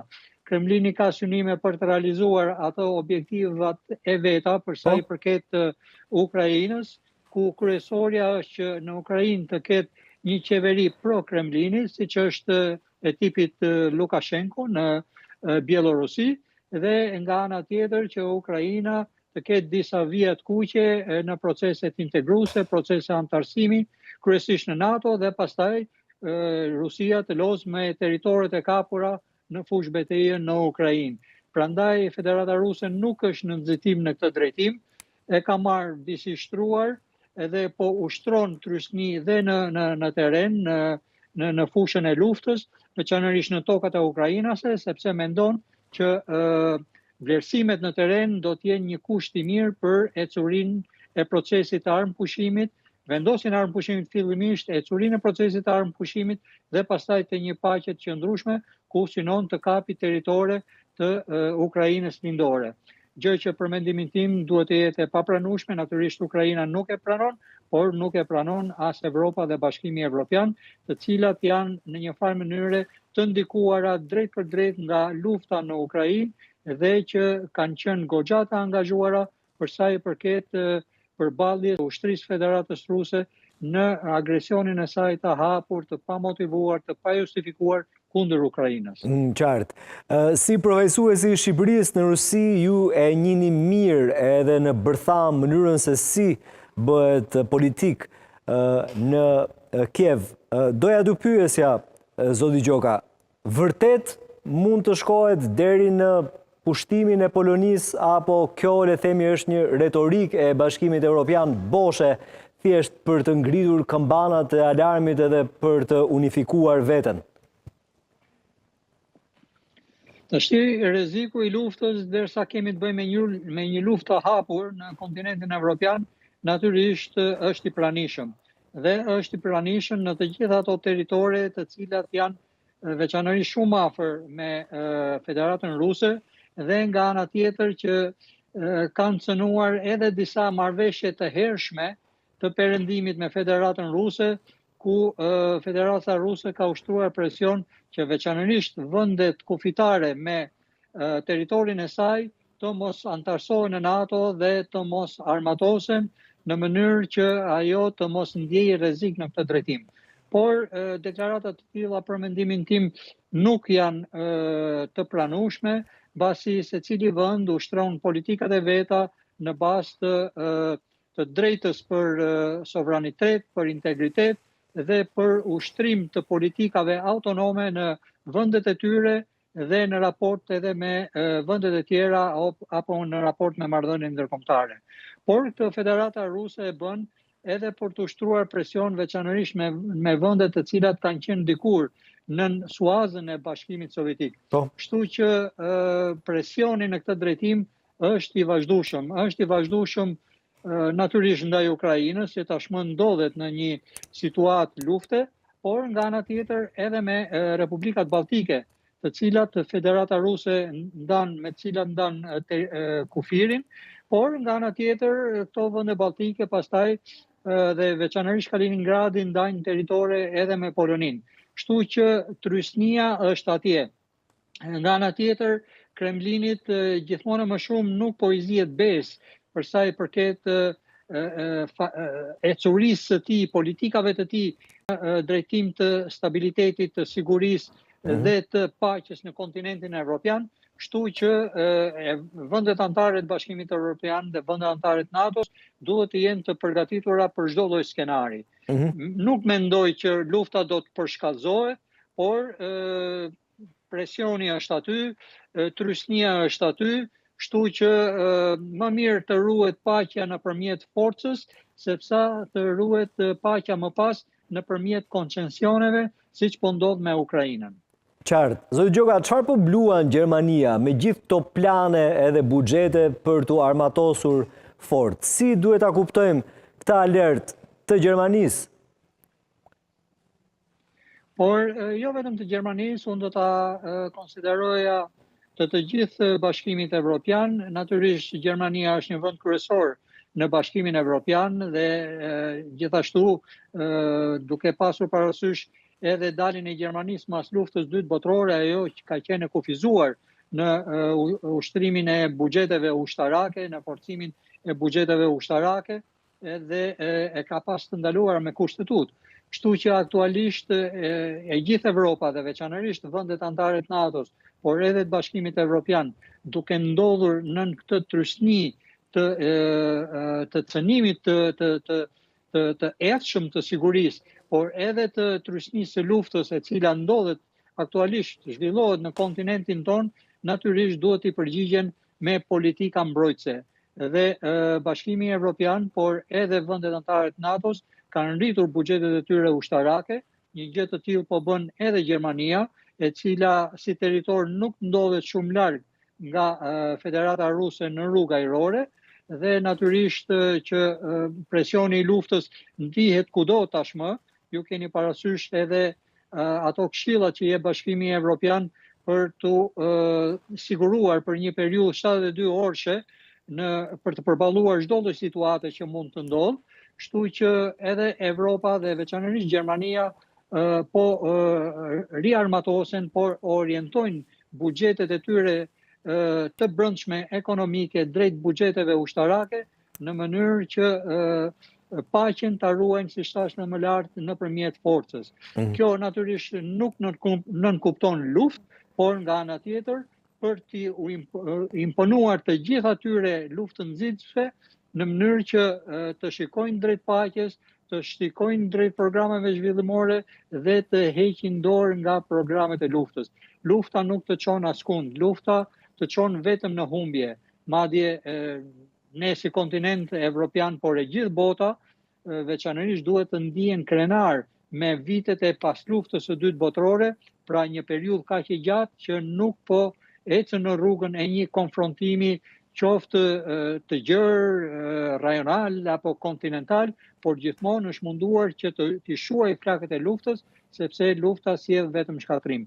Kështu që unë mendoj që natyrisht me pak dhimbje aktualisht duhet të forcohen politikat e sigurisë, duhet të forcohen politikat e mbrojtjes në mënyrë që të kemi një paqe sa më të qëndrueshme në kontinentin ton dhe që rrezaton pastaj në të gjithë globin. Dihet që Evropa ka qenë djepi i fillimit të 2 luftrave botërore dhe nuk duhet kursesi të kthehet në djepin e një lufte të tretë botërore. Zoti Gjoka, si e parashikon fundin e negociatave midis Trump, Putin edhe Zelenskit?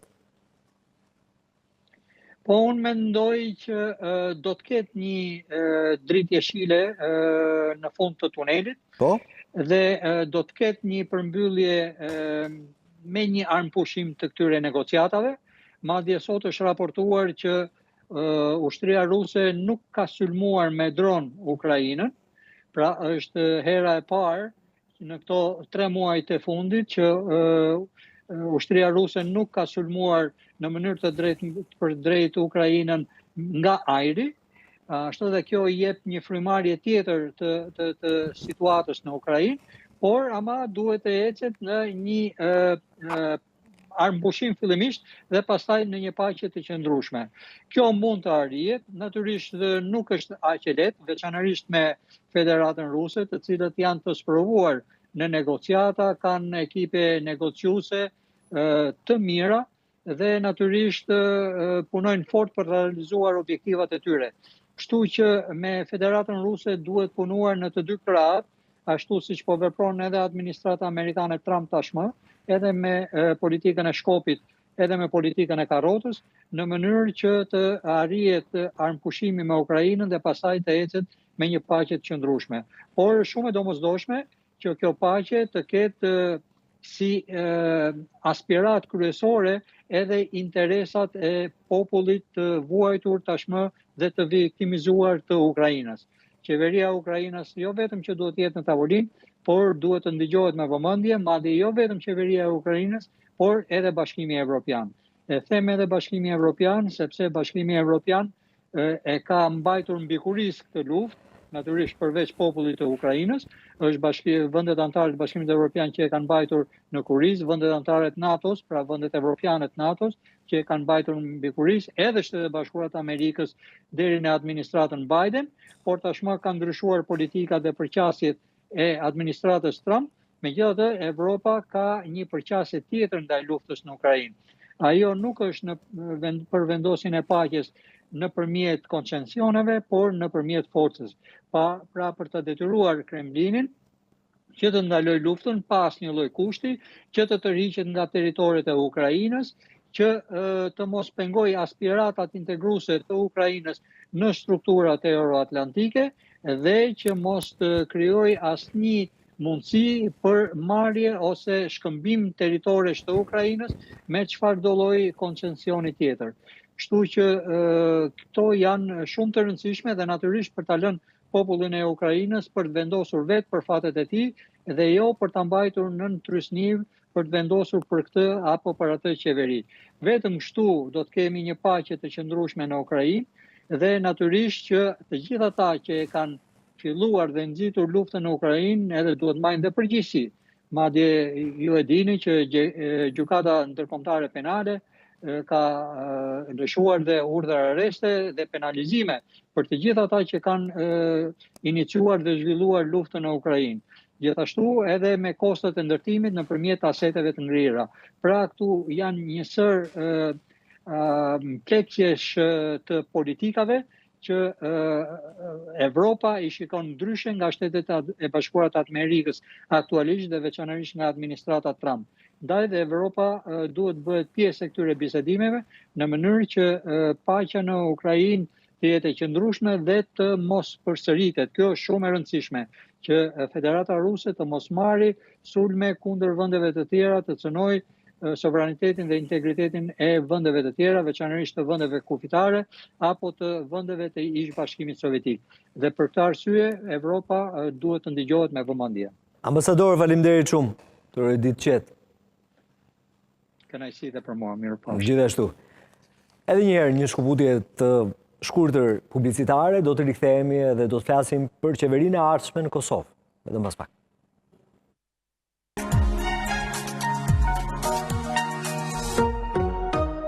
Rikthehemi, deputeti vetëm shqiptar në parlamentin e Serbisë, Shaip Kamberi, ka dërguar një letër presidentit të Serbisë, Aleksandar Vučić, ku e njofton atë se nuk do të marrë pjesë në konsultat për themelimin e qeverisë së re. Kamberi ka theksuar se nuk shet arsyeshme të bëhet pjesë e një procesi të rrejshëm të demokracisë, duke u kufizuar vetëm në përmbushjen e formës, kurse shqiptarët, sipas tij, mbeten një pakicë skajshmërisht e diskriminuar në sistemin shtetëror të Serbisë në 13 vitet e fundit. Njëkohësisht, kam informuar presidentin se përkundër përpjekjeve politike dhe institucionale të shumta, asnjë qeveri e drejtuar nga ju dhe subjekti politik që keni udhëhequr nuk ka konsideruar të arsyeshme të bashkëpunojë me përfaqësuesit shqiptar për realizimin e kërkesave tona legjitime, ka shkruar Kamberi. Ai ka theksuar gjithashtu angazhimin e tij për vazhdimin e betejës politike për të realizuar kërkesat e shqiptarëve në luginën e Preshevës, duke shtuar se do të vazhdoj të punoj për këtë qëllim, por nuk do të bëhet pjesë e një procesi që sipas tij nuk ofron mundësi për ndryshim të vërtetë. Nga ana tjetër, kreu i AK-s Ramush Haradinaj, i cili edhe udhëhoqi koalicionin me nismën gjatë zgjedhjeve, ka thënë se partia e Fatmir Limajt është për qeveri të opozitës. Sipas tij, as ata si shkojnë vetëvendosjes, prandaj ata se bëjnë qeverinë. Nuk i kanë numrat, po vonohen. Ne jemi përcaktuar si aleancë për qeveri të opozitës. Nuk besoj se dikush nga opozita do të bëjë koalicion me vetëvendosjen, po ashtu edhe nisma është e përcaktuar për qeveri të opozitës. Kanë 10 deputet më pak se herën tjetër. Nuk munden me u bë, sepse nuk i kanë numrat, ka shtuar më tej Ramush Haradinaj. Mirë, për qeverinë e re të Kosovës, por jo vetëm, do të bashkëbisedoj me zotin Nefaid Maliqi, kryeredaktor i gazetës Zviceriane në Shqip, Lekanton 27. Zoti Maliqi, përshëndes, faleminderit që jemi ne. Përshëndetje kolegë nga Gjeneva dhe ju e shikues të Euronews Albania. Faleminderit, kënaqësi gjithmonë. Po, Ilje. Paraprakisht doja do të pyesja mbi letrën e gjatë në pjesë të cilës në fakt e përcolla disa minuta më parë të deputetit të vetëm shqiptar në parlamentin e Serbisë, zotit Shaip Kamberi, i cili pasi ka listuar problematikat e shqiptarëve në luginën e Preshevës, ja ka shprehur qartë Aleksandar Vučić se nuk do të bëhet pjesë e kësaj fasade, e kësaj gënjeshtre të madhe që Aleksandar Vučić do të bëjë duke formuar një qeveri të re. Si të duk kjo letër, ky reagim i fortë duhet thënë? Po, normalisht edhe me plot arsye edhe me plot vend, sepse siç e thatë edhe ju, deputeti vetëm shqiptar në parlamentin e Serbisë, zoti Kamberi, ka dërguar këtë letër Vučićit, ku njoftoi atë se nuk do të merren pjesë në konsultat për thebelimin e qeverisë së re. Siç e dini, në vitin 2014, lidershipi shqiptar të luginës së Preshevës ju është dërguar Beogradit një dokument, plan ky prej 7 pikash, që por qeveria serbe gjithnjë e ka ignoruar dhe e ka refuzuar të realizojë. Pra, unë mund të them se liderët, sepse aty janë 7 pika, 4 janë kryesore, për shembull, pasivizimi i shqiptarëve, i cili vazhdon sot kësaj dite, pastaj mosnjohja e diplomave të studentëve që kanë studiuar në Republikën e Kosovës, pavarësisht edhe nga premtimet e kryeministrit Edi Ramës, që ka qenë jo në Nish, jo në Beograd, ka pas paku 5-6 vizita këto vitet e fundit, se do të bëhet, por nuk u bë asgjë, dhe kjo ka ndikuar edhe negativisht në luginën e Preshevës, sidomos tek të rinjt, të cilët me diploma në xhep e lishojnë luginën e Preshevës. Domethënë mosnjohja e diplomave nga Beogradi i ka ndihmuar edhe egzotit të pastrimeve etnike. Pastaj kemi probleme tjera, për shembull dyert e institucione publike vazhdojnë të mbetet të mbyllura për shqiptarët, punësimi, janë të diskriminuar në punësim, pastaj në polici ka vite që një shqiptar i luginës Preshevës nuk ka vesh uniformën e policisë domethënë serbe në luginën e Preshevës. Pastaj kemi edhe gjuhën urrejtëse, jo vetëm zhargonin me zhargonin e Miloševićit që e përdorin sot jo vetëm media serbe, por edhe vetë politikajt, duke e fyer shqiptarët në mënyra të ndryshme. si do qoftë Presheva, Bjanoci dhe Medvegja vazhdon të mbeten si komunat më të pazhvilluar në Serbi dhe të diskriminuara. Bile lidhur me këtë situatë, do të akuzoja jo vetëm Prishtina një çik, por edhe Tiranën zyrtare, sepse e ka lënë anash dhe ne ndjehemi në luginën e Preshevës si jetim. Askush nuk përkujdeset për ne, për luginën e Preshevës. Unë para një muaj gjysë ashtu, takova presidentin shqiptar, zotin Bajrambega, në Prishtinë, biseduan gjëra gjatë, bili shprehësimet e tij për diskriminimin e të drejtave, domethënë të shqiptarëve në luginën e Preshevës. Bile ftova dhe një vizitë, bile nëse s'bën Tirana e Prishtina asgjë, por luginën e Preshevës, bile të na vizitojnë, t'i japi pak kurajo se ajo është tokë shqiptare. Çfarë ju premtoi presidenti, zoti Maliqi? Po, presidenti Begaj ishte shumë i shqetësuar për zhvillimet në luginën e Preshevës, për pakisur domethënë minoritetin shqiptar atje, që në farë mënyre e cilësoi shumë diskriminimit të drejtave njeriu do të ndalet në luginën e Preshevës. Jo, qartë, të gjitha këto dijen janë kauza që i kemi ngritur edhe ne në transmetime drejt për drejta me protestat e herpashershme të shqiptarëve të luginës Preshevës. E kisha fjalën, a ju premtoi që ndrime konkrete si presidenti i Republikës së Shqipërisë? Po, si presidenti i Shqipërisë, zoti Begaj tha se një ditë patjetër do të vizitoj luginën e Preshevës, sepse siç e dini Ilir Meta ka qenë në luginën e Preshevës, pastaj kush ka qenë zoti Indjeri, presidenti i mëhershëm, ka qenë po ashtu, dhe sidoqoftë liderët luginës duhet të jenë më unik në adresimin e tyre të kërkesave, jo vetëm Beogradit, por edhe Bruksellit, Washingtonit, sidomos OKB-s dhe OSB-s, që edhe atyre që mundësohen për shembull 10 deputet në Parlamentin e Serbisë. Pse jo? Konform reciprocitetit. Pra siç kanë edhe serbët në Kosovë, sepse me një deputet, siç themi me një lule nuk qenë pranvera. Dhe do të ishte mirë që të i adresohen bashkisë ndërkombëtare që edhe shqiptarëve të mundësohen vendet e rezervuara në Parlamentin e Serbisë, sepse ashtu kështu janë më shumë numerikisht shqiptarët e luginës se sa serbët në Kosovë. Po, zoti Maliqi, mbetemi edhe pak tek qëndrimi i zotit Shaip Kamberi. Mos do të ishte më mirë që përtej kësaj letre, e cila patjetër që ka zënë vend edhe për shfaq problematikat e shqiptarëve të luginës së Preshevës, ti bënte një lloj oferte Aleksandar Vučić. Ti thonte, plotso 1, 2, 3 kushte dhe unë do të jem pjesë e konsultave për themelimin e qeverisë së re. A mund ta bëj Shaip Kamberi vetmi shqiptar në Parlamentin e Serbisë diçka të tillë? Doja një mendim nga ana juaj. Mendoj se do të ishte shumë rezonable, arsyeshme kjo kërkesë, të i vën kondicione, kushte. Po. Ose pranoj këto kushte, ose ne do të jemi jashtë institucioneve, pastaj edhe vetë Vučićit, Beograd nuk i konvenon që shqiptarët të i lë jashtë institucioneve. Për shembull, sikur Kosovë, kur u larguan serbët nga institucionet edhe bëri bujë në mediat botërore. Dhe kështu që do ta sensibilizonte edhe më shumë çështjen e luginës së Preshevës, nëse shqiptarët mbeten jashtë qeverisë, domethënë institucioneve të Serbisë. Pra mund të ishte një marrëveshje e suksesshme. Mund kishte gjasa që të ishte marrëveshje e suksesshme. Po pse nuk po e bën zoti Kamberi këtë? Po, pse nuk po e bën zoti Kamberi këtë? Se është gjëja e parë që të vjen ndërmend përtej letrës edhe qëndrimeve në publik.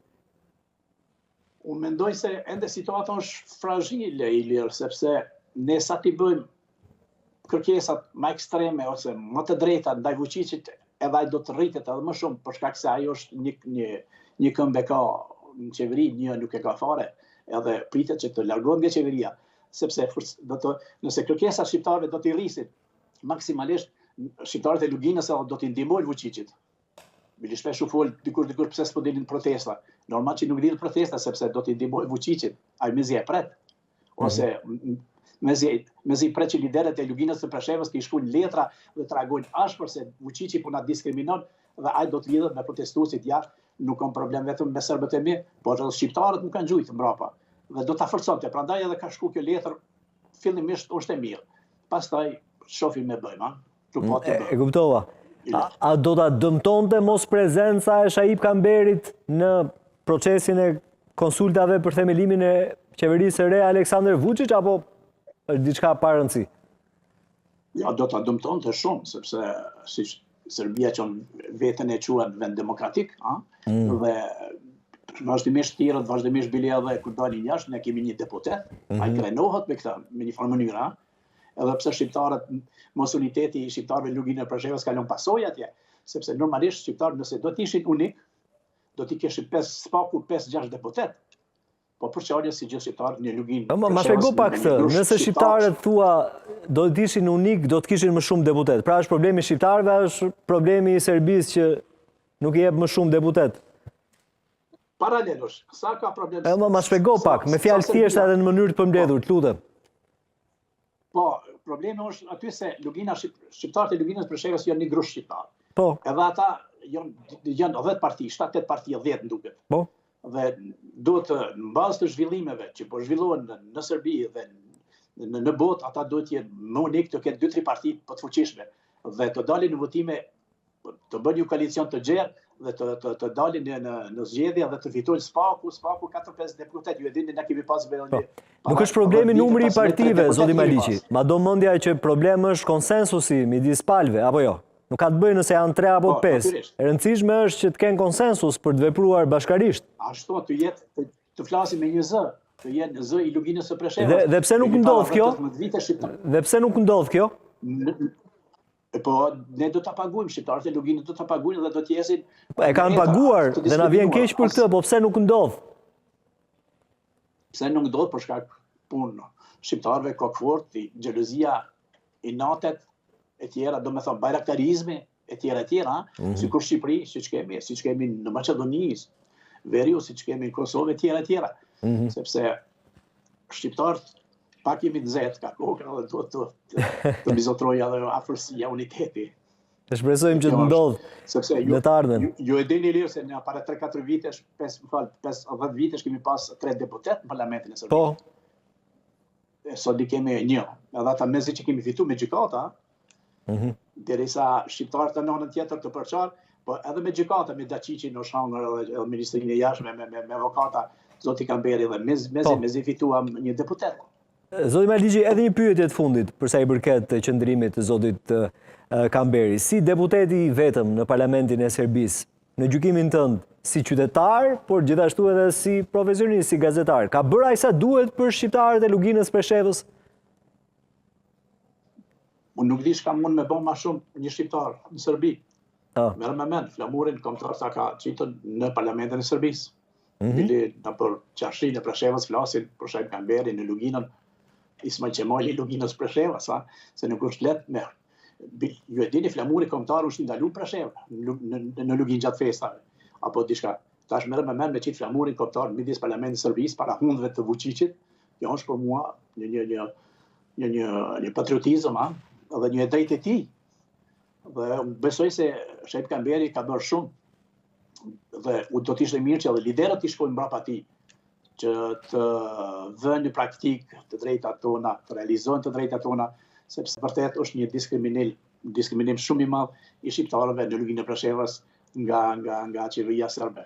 Dhe qëllimisht ashtu edhe Vučići me dash me bë diçka me bë për Luginë, nuk bën qëllimisht për shkak protestave që e ka mbështet për muri Vučićin. Se thashtë e do të zgjedh ose pushtetin, ose, si tha një parafolës, ose karotën, ose do të dështoj tash. Dhe pritet edhe largimi Vučićit, sepse protestat në Serbi nuk do të ndalen, do të vazhdojnë deri në rrëzimin e tij. Më parë studentët e Serbisë në Beograd kanë pasur në Novi Sad kanë pasur kërkesa të shumta, ndërsa tash javëve të fundit dominon vetëm se një kërkesë, largimin e presidentit Aleksandar Vučić, i cili është edhe katalizatori i krizës në Serbi. Zoti Maliqi, më shumë se sa një herë në bashkëbisedimet tona, ju keni bërë thirrje që Tirana zyrtare të jetë paksa më e vëmendshme kundrejt problematikave të shqiptarëve të Luginës së Preshevës. Pse nuk e bëni të njëjtën kërkesë edhe për Prishtinën zyrtare, për kryeministrin Kurti? Ka bërë ai sa duhet për ta? Nëse shikojmë gjërat, japin një analizë çka ka bërë Shqipëria e çka ka bërë Kosova, dorën zemër, Kosova ka bërë shumë. Bile në aspektin financiar. Ju e dini, para 15 vite një spital është pak ndërtuar në Preshevë ka ndihmuar qeveria ish qeveritë e Kosovës me 50.000 edhe Edi Rama edhe qeveria e Ramës me 50.000 euro. bile pa ta shkruar një shkrim atë botë në këto si sot, me ato pare nuk dalin as për zhileta më rru, i nderuar i lirë. Çka më bën me 50.000 euro, shqiptarët e shkret. Libra s'kan, flamur jo, ato shumë gjëra, spitalet nuk funksionojnë. Dhe kështu që unë mendoj se Albin Kurti ka dhënë vitet fundit, domethënë që 4 vitet me miliona euro. Bili kjo është një punë e madhe që do t'i ndihmojnë fundit edhe i inkurajon shqiptarët se e kanë disa vëllezër, i kanë dikon mbrapa. Ndërsa Tirana duhet të sensibilizohet më shumë. Fundit Tirana zyrtare kushtetuta e Shqipërisë këtë e kanë në kushtetutë që t'i ndihmojnë shqiptarëve jashtë të trojve etnike të Shqipërisë. Qartë. Kosova nuk e di se ka këtë në kushtetutë, por për Shqipërinë e di. Dhe kjo ignorancë dhe kjo heshtje përballë shqiptarëve luginës për shevës nuk i ndihmon as Ramës as Shqipërisë. Bile mos jemi në prag të zgjedhjeve në Shqipëri, ai bile ta dëshmojnë edhe kësaj radhe që po i ndihmon, nëse do po jena më shumë ose vota. Kuptova. Zoti Malligji, flasim pak për formimin e qeverisë së re të Kosovës. Kryeministri Kurti edhe përpara certifikimit zyrtar të zgjedhjeve ka tentuar që të krijojë aleanca. U tha me pakicat atje, por gjithashtu kohëve të fundit po flitet edhe për një aleancë të mundshme me nismën. Pyetja ime është kjo, pavarësisht se me kë do t'i gjej numrat, kryeministri aktual Albin Kurti, a e ka të drejtën morale ai për të krijuar qeverinë e re në gjykimin tënd, duke parë rezultatin, me 10% rënje edhe me performancën në këto zgjedhje të opozitës në tërësi? Po natyrisht se vetë OSBE dhe komuniteti ndërkombëtar i garanton ai që fiton zgjedhjet, pavarësisht edhe një vot me pas më shumë se ato partitë ish opozitare këtij takon. Dhe besoj i lirë se një gjë është mëse sigur se Albin Kurti me opozitën apo pa të do të themeloj qeverinë Kurti 3 gjatë javës së ardhshme. Pas shpalljes apo licencimit të rezultateve të zgjedhjeve të nënshkurtit në Kosovë ka nisur tash lufta për qeverinë e re, dikush për pushtet e dikush për shtet. Deri më tash në deklarimet publike partia më e madhe një herë fituese zgjedhjeve vetëvendosje ka thënë se janë deklaruar se do të hodhet qeverinë e re me partitë pakica, domethënë jo serbe. Pra lideri vetëvendos do të themeloj qeverinë Kurti 3 gjatë javës së ardhshme pa listën serbe. Parti kjo që vepron në hije kjo dihet që për mision ka destabilizimin e Kosovës. Në Kosovë ditëve të fundit në mediat dhe analistët po flasin pazare për peshkim të deputetëve, por kjo nuk do të ndodhë me Kurtin. Sepse në vitin 2019 ka përfunduar blerja votave apo biznesi me shtetin, pazarët e qeveri edhe qeveritë e ardhshme, Kosovës do të jetë sikur këto 4 vitet e fundit me duar të pastra. Ata që lëvizin nga partitë e tyre, unë nuk do t'i quaja peshkim, por dezertim politik, të cilët do të kërkojnë azil në qeverinë Kurti 3. Jemi dëshmitar, për shembull Vjosa Osmani, apo Donika Gërvalli, apo zonja Reshitaj, të cilat ishin dezertore politike, të cilat ja kthyen shpinën në mënyrë demonstrative LDK-s, të Isa Mustafës, duke u radhitur, duke u futur në qeverinë Kurti. Edhe tash, LDK-ja, se Isa Mustafës, e thash se LDK Isa Mustafës, sepse parogovën s'ka LDK. Sikur që nuk ka PDK as pa Hashim Thaçin. Dhe kështu i lirë, si thash më lart, Kurti me votat për themelimin e qeverisë me partitë minoritare kuptohet pa listën serbe. Nuk besoj se Albin Kurti do të blejë deputetët e partitë. Kjo është e qartë. E ka deklaruar diçka të tillë. Ata nëse vinë në qeverinë Kurti, do të vinë në baza vullnetare, benevol. Besoj se Kurti këta deputetë që do të lëvizin, do t'i shpërblej. Si do t'i shpërblej? Me një funksion, ministër, zëvendës ministër apo ndonjë institucion më lart. Pse jo? Ma mirë me qenë për shembull ministër ose zëvendës ministër në qeverinë Kurti, se sa deputet qeverinë, domethënë në parlamentin e Kosovës të LDK-s. Pse përdorët këtë cilësim, zoti Malligji, se më të rrojë vëmendjen, do t'i shpërblej. Ky është kontribut për vendin apo jo? Për të shërbyer vendit tënd. Po pra, jo, thatë, aleatët do t'i shpërblej. Do t'i shpërblej për shkak meritave të harrojnë shtetin e Kosovës, të mos paralizohet institucionet e Kosovës. E kuptova. Meqense jemi tek institucionet e Kosovës, të shumt janë ekspertët që njohin kushtetutën e vendit, të cilët thonë ky mandat, megjithëse mund të formohet qeveria Kurti 3, nuk mund të jetë deri në fund, duke qenë se ka një sfidë shumë të madhe për zgjedhjen e presidentes ose presidentit të Kosovës. Mendoni edhe ju kështu? Pra mund ta coptoj, mund ta ndaloj? Ne kemi dëgjuar këto. Po? Këto thënie kemi dëgjuar qysh para 4 vitesh qeveria Kurtit pas 2 muajve do të dështoj. Kurti pas 6 muaj do të vim, pas 1 muaj, pas 1 vjeti, pas 3 vjete, ai është i para qeveri që i doli mandati çosh. Skaj. Bile, jo vetëm skaj, po përshkon për vitin e 5, Albin Kurti në krye të qeverisë Kosovës. Prandaj, qeveria e re e Kosovës nuk do të jetë lista serbe, siç e thash, dhe ndryshe nëse Albin Kurti do ta përfshinte apo cila do qeveri do ta përfshinte listën serbe, do ta legjitimitojnë edhe terrorizmin serb në Kosovë, kur dihen aktorët e destabilizimit dhe sulmeve kundër Kosovës. Prandaj, këtu mund të themi se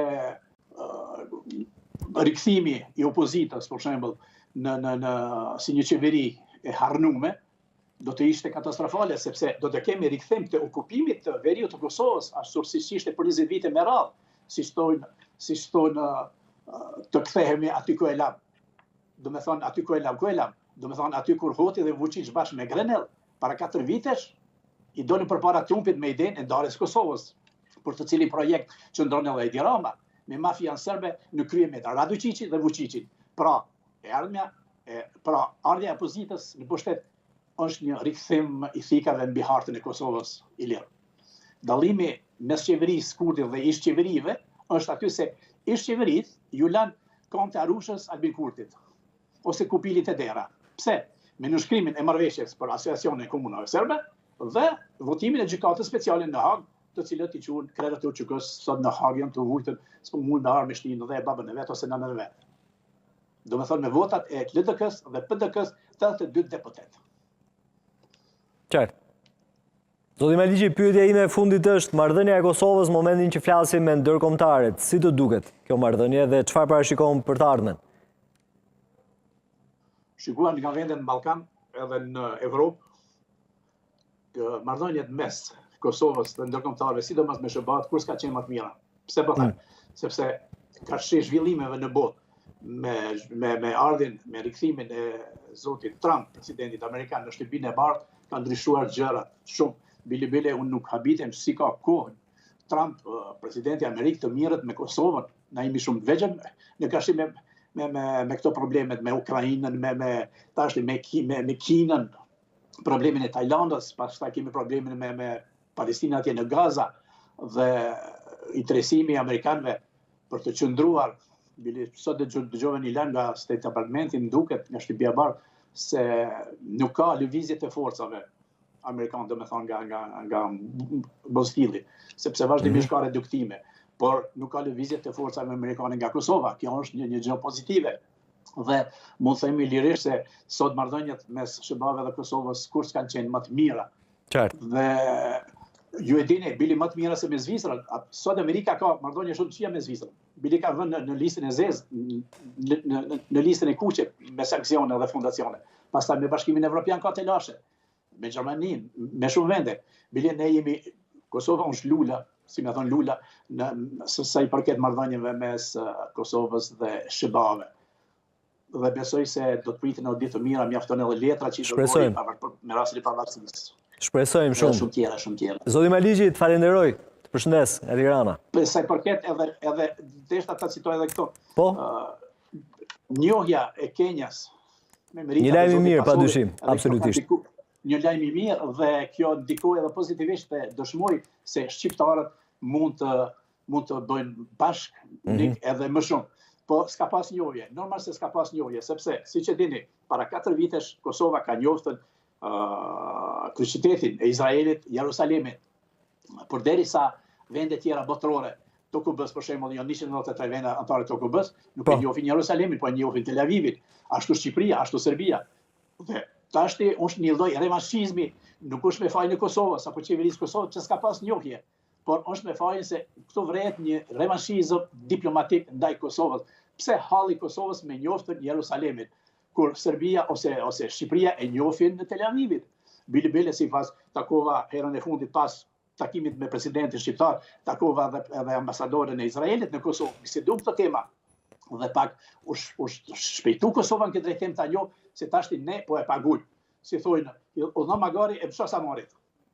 Kështu që janë do gjëra që Shpresojmë të bëhen më mirë. Të përshëndes, jemi në limit, zoti Maliqi. Faleminderit shumë. Kënaqësi. Gjithashtu. Kemi mbritur në fund për lajmet e fundit nga vendi, rajoni dhe bota. Mund shkarkoni aplikacionin e Euronews.al në App Store edhe Google Play, mos u largoni. Vetëm pas pak do të jeni me kolegen Ujeza Doshlani. Bashkë, përshëndetje me këtu, faleminderit shumë për vëmendjen.